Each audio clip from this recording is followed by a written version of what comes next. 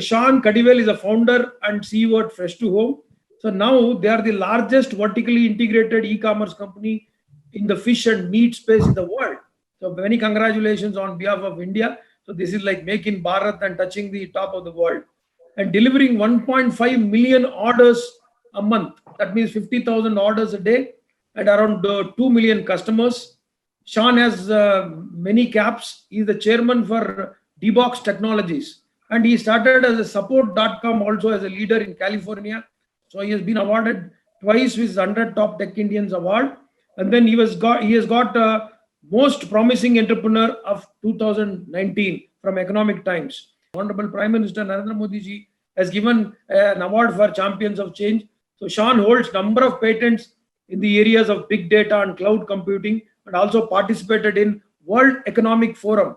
So we are really proud to have you, Shan. Over to Shan. Welcome on behalf of the panelists and welcome on behalf of CPDO. Over to you, Shan. Thank you, Mahesh sir. And I'm very humbled by those kind words. And I'm also in the company of many of the luminaries on the stage or the virtual stage. And I'm also very appreciative of the work that CPDO is doing. I got hold of Dr. Mahesh at least 3 years back when we were actually getting started of the whole process. And he's been a big guiding factor for us all through the journey. So I was saying, Mahesh sir, is that I'm very thankful to your guidance in particular and also the poultry department in general. And I think it's very rare to see, at least my perception originally before approaching was that this is a government organization. Will they move fast? So I wanted to talk briefly. I mean, the subject today was very close to my heart, which is being an entrepreneur. So this is a good caricature that somebody drew from our team. Essentially, I'm an engineer and I started my career in the Valley in San Francisco and New York. And then I grew up the ladder. I was a CEO for a number of companies in the US. And then later on, I came back to India. In 2009, I was India CEO for a company called as Farmville. And I started creating Zynga and I created games like Farmville and Mafia Wars and so on. And the calling was too high to come back to India because I always enjoyed doing something at the grassroots levels in India. And also, frankly, I don't know if any of you played Farmville, but it was all about virtual coconuts and tomatoes and so on. And I wanted to do something very real. But what it taught me at my career at Zynga is really that there is basically concepts and ideas as an entrepreneur, and then there is essentially ability to market those ideas. And I think one of the key messages to any entrepreneur is really how to take a very powerful idea, but to market it in a very premium manner. So I was very surprised to see the $50 egg thing that Mahesh talked about, and we'll have to see how to refine that further.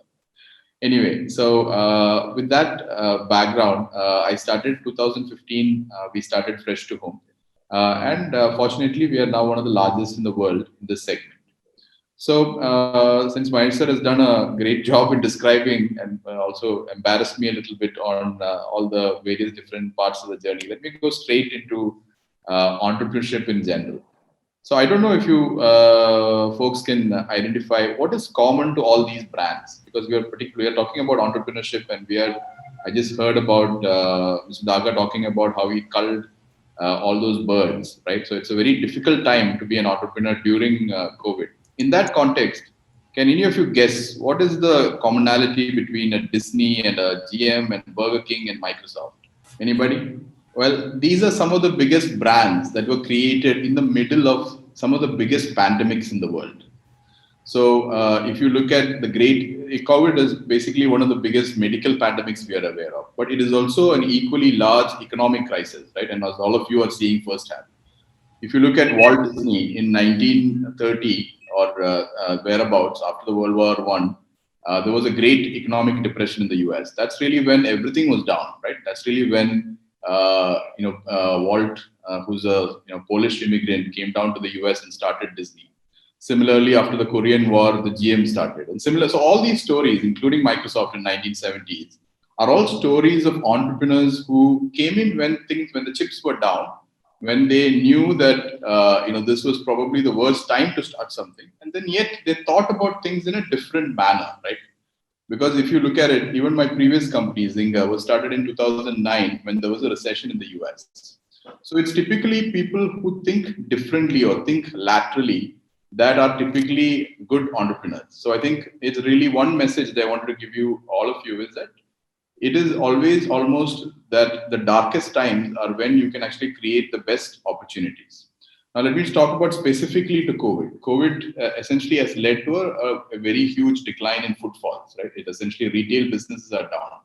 But at the same time, if you can think about putting an online element to it, I think there is a huge opportunity there. So I think one of the biggest learnings that I've had personally is that the kind of opportunity that India offers today is much larger than any other country today. An entrepreneur is almost always about finding the bright spot among all the darkness that is there, like in COVID today.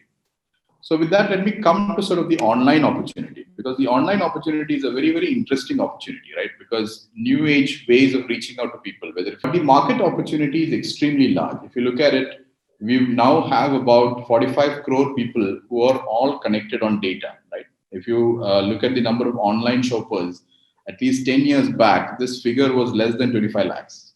Now it's gone up to 10 crores. So the amount of pace at which it has developed is extremely large. If you look at the people who buy air tickets online, that's about 5 crore people. And there is about 2.5 crore people who are currently buying food online. So if you're in poultry, this is a big target audience, right? So you would think that, the first question that any entrepreneur would have is, now, is that market really saturated, right? Are there enough FreshToHomes and Licious, and is that all there? And is there enough people, Big Basket and Grofers? What can we do? I think that is just a fallacy. The reason is that if you just compare this from a global standpoint, right? So if you look at China, and in China, the e-commerce market is about 20%, and e-grocery, which is really where you sell food online, is about 5%. In the US, it is 15% is e-commerce, and then 5% is e-grocery. But if you guess what India would be, India is actually doing reasonably well on e-commerce. It's about 3%. But e-grocery, which is all the Big Baskets and FreshToHomes and Licious all put together, is only 0.3%. So which essentially means that as an entrepreneur, this is really a huge opportunity, right? I would urge all of you to explore further, whether it's directly reaching out to consumers or through a B2B platform or figuring out some other way to reach them. But this requires an idea and appreciation of the new age marketing, because you're talking about a 600 billion US dollars market, of which only 0.3% is now currently online in India.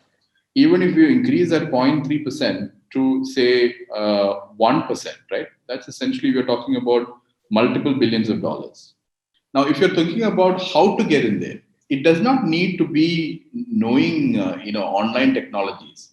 If you look at China, which is one of the largest e-grocery markets, most of the sales there, the entrepreneurs there, are all selling through what WeChat. That's the equivalent of our WhatsApp. We have over on the excess of 200 to 300 billion US dollars of trade, which are primarily entrepreneurs like you, who are all selling through tools that are more accessible to people versus sort of building the entire dedicated stack. WhatsApp is planning that in a big way. You would have seen announcements of how WhatsApp has introduced the WhatsApp Pay. Facebook is introducing the Facebook Shop. So I think in trying to look at new age tools for marketing, whether it's marketing your product, your brand, your current way of doing things in a much more online fashion, is probably one of the key messages that I have in the middle of the pandemic, right? And I think what is a crisis for some people is an opportunity for an entrepreneur. And I would say that as an entrepreneur, you should take hold of that opportunity. So when you do that, I think there are two things to keep in mind. One is that doing things like everybody else may not work, right? You try and do things the same way as the next person. It is very likely that the person with the biggest amount of cash in hand or investment or brand will probably win. But if you're able to find a unmet need, if you're able to find something that others have not yet identified, and if there is a specific consumer connect or some specialty, it doesn't really have to be big. And then if you're able to find an unfair advantage, that is some way to actually communicate what you have just found to consumers, or some way to bring efficiency of your supply chain or something or the other that is not identified, then you should go big. So finding this unmet need and unfair advantage is an art and a skill and a science also. And I think one of the things that you could do in this COVID time is to see what is relevant to you in this time, right? So what I did yesterday night was I tried to do a Google search. So Google has this really nice tool called as Google Trends. So I did a Google Trends, and particularly in your industry. And it's very interesting to see this trend here, right? A Google Trend will show you what people are searching for. It is a reflection of consumers' interest, right? So if you look at it, with the whole pandemic COVID scenario, everybody is searching for immunity. So there is a huge amounts of interest for immunity.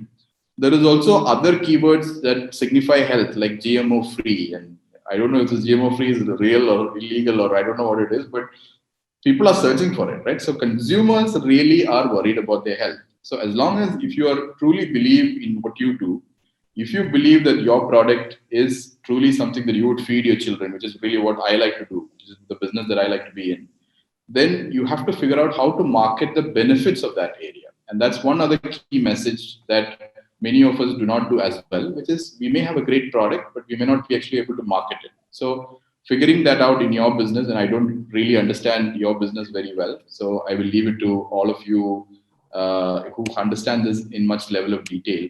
But I wanted to give you an example that Dabur's Chyawanprash has gone through some 7 times sale or something of that sort on the plank of the immunity, right? Because that's really a key thing that has happened since the time that the COVID has started. So it'll be interesting for you to first make sure that all of your products are completely free of any chemicals or any sort of bad stuff. But after that, to really market it and tell consumers what is the health benefits of it.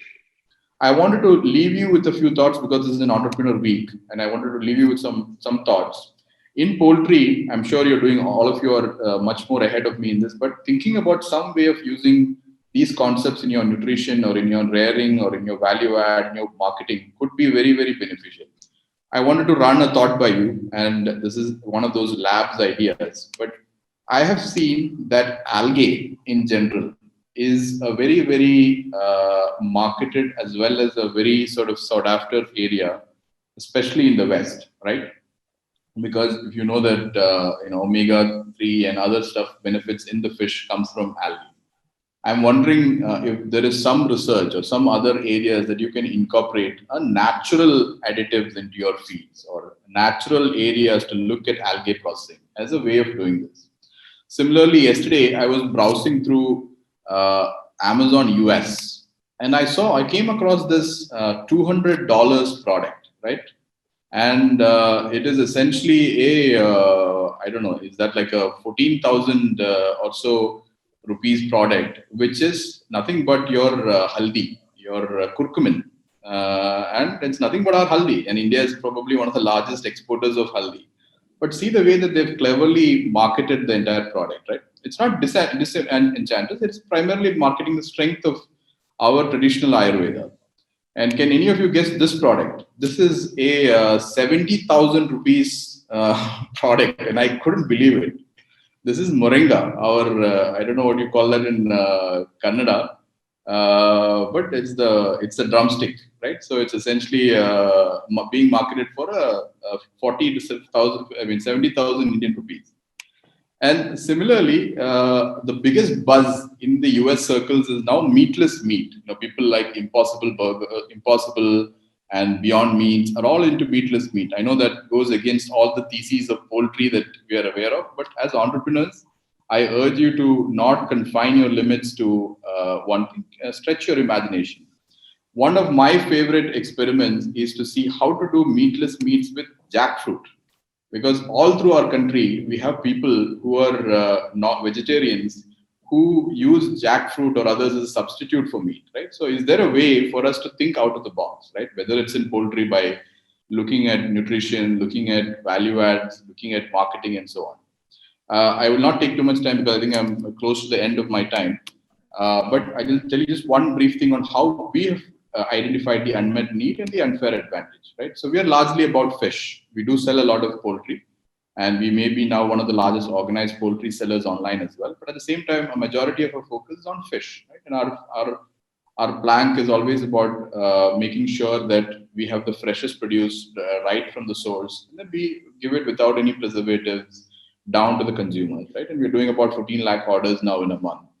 But one of the key innovations that we've done is our backward integration in fish, right? If you look at the way that we organize the sellers and procurement agents across various parts of the Indian coastline, we have given them an app, right? This is a very simple idea. We have given them an app for all of the fishermen across the coast to directly auction their produce with our platform sellers. It's a very simple idea. But what that has done is it's allowed us to cut the middlemen. It's allowed us to reduce the time it takes to transport fish from the traded areas in the various coasts to cities like Bangalore within sort of 12 to 24 hours, and then give it to the consumers in a very fresh manner. So it's a very simple idea, and quite often than not, entrepreneurs typically gravitate towards what is simple. But it is essentially identifying a new large market, figuring out an unmet need, and then going in with an unfair advantage. And in our case, it's really freshness and the genuinity of the product. So the last one, and before I end my words, is I want to talk to you about failures and hope, because you would have seen the stories of all the Maseratis, but there is a lot of stories of failures as well, right? Because you're all trying as entrepreneurs to do something what other people are not able to do, right? You're trying to challenge the status quo. And whenever you challenge the status quo, it is very likely that there will be failures. I started my career, I started my entrepreneurship trying to export shark fins long time back in 1998 or 99 time frame. It was a big failure. I lost at that time lakh rupees or 2 lakh rupees, which was my investment, was huge for me, right?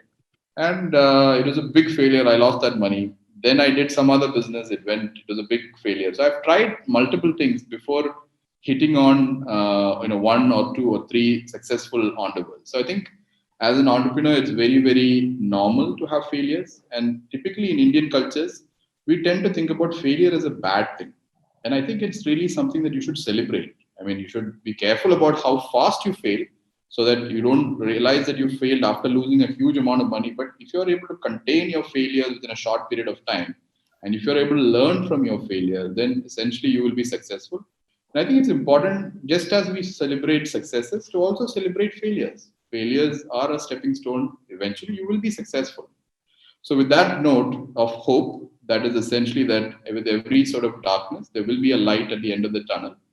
I declare that this entrepreneurship event is now open, and I thank you for the opportunity to allow me to talk to you today. Thank you, Shan. Nice word. Celebrate failures. It's really a message. And as it stands, we have said that it all begins with an idea, dream, a small step, and an investment.